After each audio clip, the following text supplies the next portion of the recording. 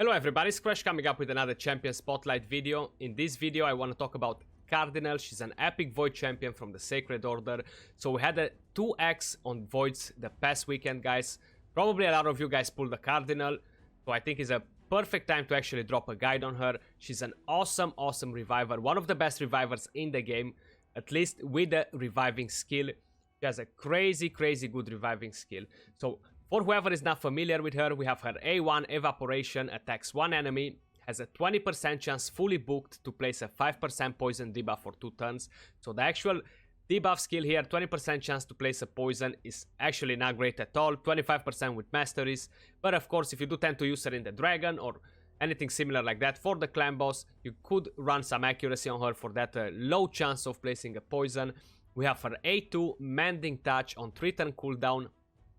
Heals the target ally by 30% of their max HP, places a 60% increased defense buff for 2 turns. So this skill is not a crazy skill overall. Will be amazing if this would be a group heal for all the allies, or heal the lowest target, increase defense on all the allies overall. Will be a super good skill.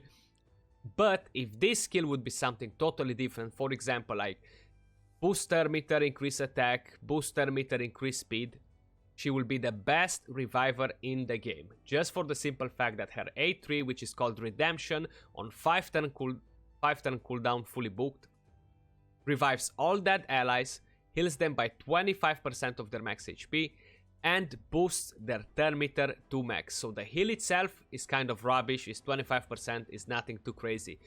But boost the turn meter to max on a revive skill is the best revive skill in the game. There are only a few other champions doing that. At the moment, I can only remember Sifi that does that to a single ally.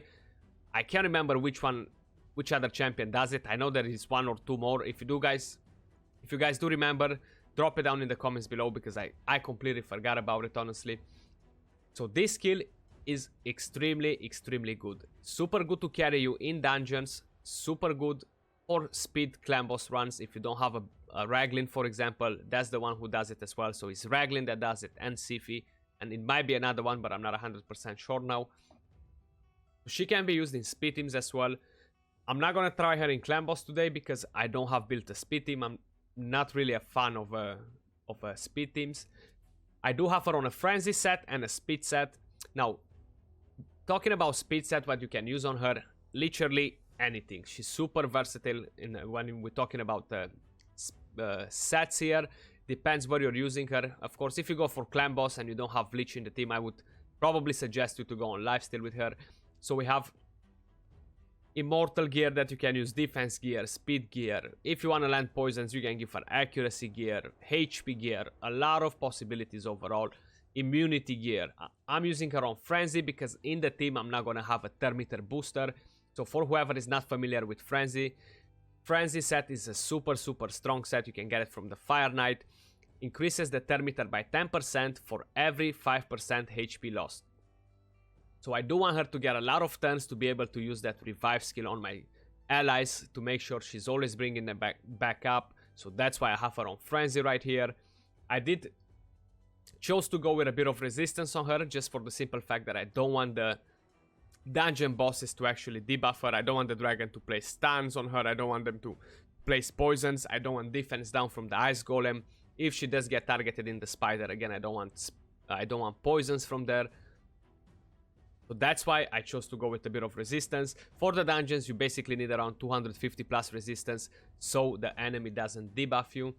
We have the weapon right here: speed, HP, resistance, crit, the helmet, accuracy, resistance, speed, attack, accuracy, crit rate, resistance, and speed on the shield. We have a defense gauntlet, HP, speed, defense, resistance. We have a resistance chest piece. Of course, you can give her another defense chest piece, or if you want a HP chest piece, is absolutely fine. We have speed boots. We have a HP ring. We have a HP amulet. And for the last one, we have a defense banner. If you have a better HP defense chest piece and you want to give her a resistance banner, an accuracy banner to land poisons, you can do that. Masteries, I went offense and defense tree. If you want to use her as a poisoner as well, definitely go on support tree. Get sniper to actually have a 5% extra chance to place those poisons. We have a deadly precision, we have keen strike, we have life drinker, we have Wrath of the Slain, we have Bring It Down, we have Methodical, and for the last one we have War Master. Now it's no secret here with Wrath of the Slain. I just had 200 extra scrolls that they couldn't fit anywhere else better. Solidarity is not gonna help the team either. Harvest Despair is not gonna help the team either, so I just randomly picked Wrath of the Slain. Then we have a Defiant, we have Improved Parai, we have Rejuvenation, we have Resurgent, we have Shadow Heal, so she heals when the enemy team heals as well. We have Delay Death, we have Cycle of Revenge to gain extra turn meter while our allies they get hit by crit hits, and then for the last one we have Retribution to get some counter attack out of her. I haven't built her crazily. I'm not gonna do a full endgame guide on her right now. I'm focusing more towards the people that are lower spenders, free to play, mid-tier players that they just pull her and they need help in the dungeons. They need a good reviver for their team.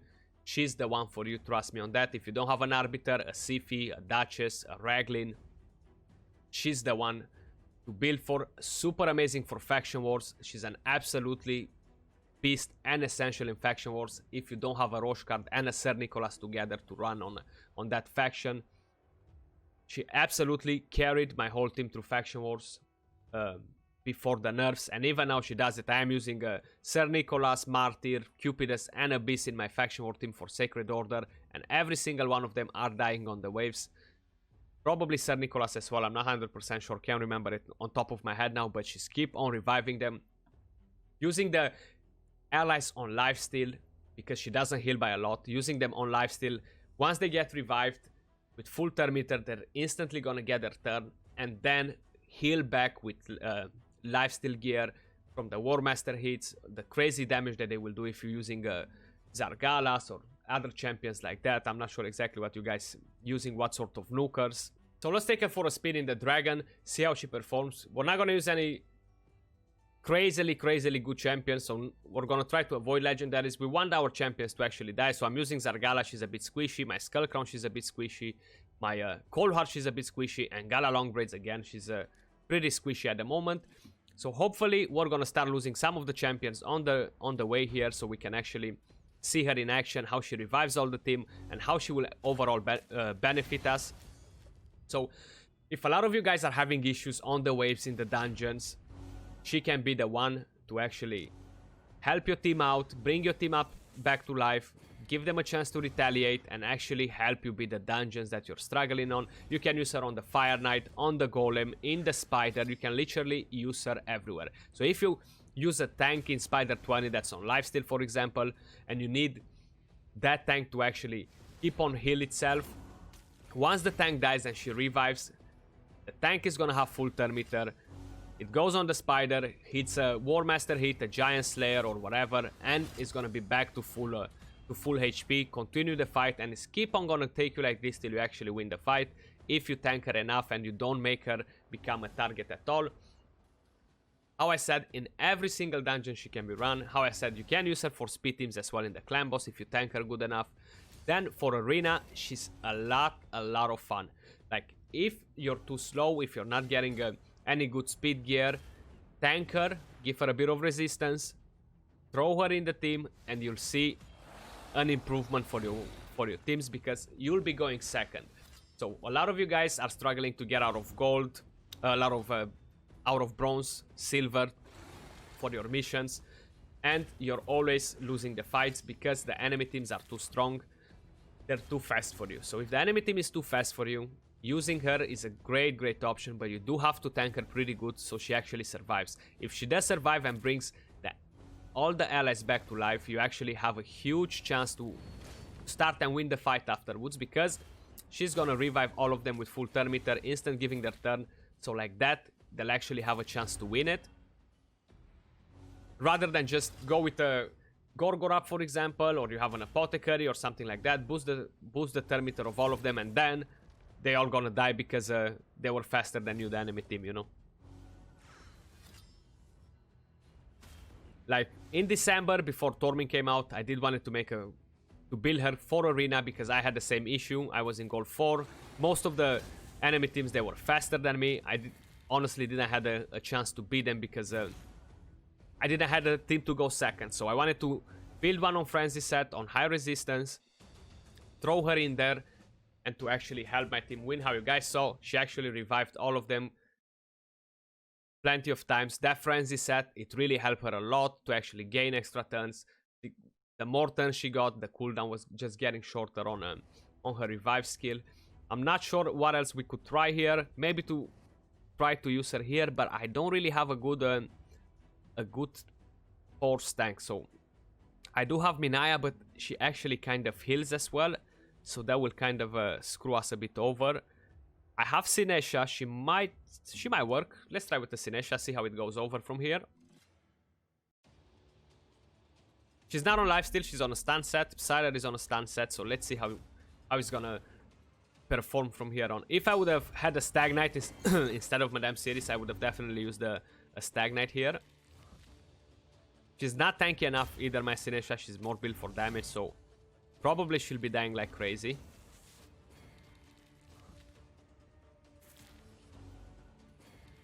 She is sustaining herself a bit here. That's why I kind of wanted to use somebody that's not a healer itself, because